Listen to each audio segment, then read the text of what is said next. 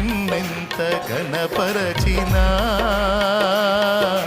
నా హృదయమే నిండదే నజరేయుడా యేసయ్యా నీ స్తుతి తప్ప ఆనందమే లేదుగా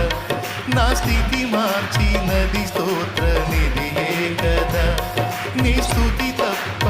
ఆనందమే లేదుగా నా స్థితి మార్చినది స్తోత్ర నిధియే కదా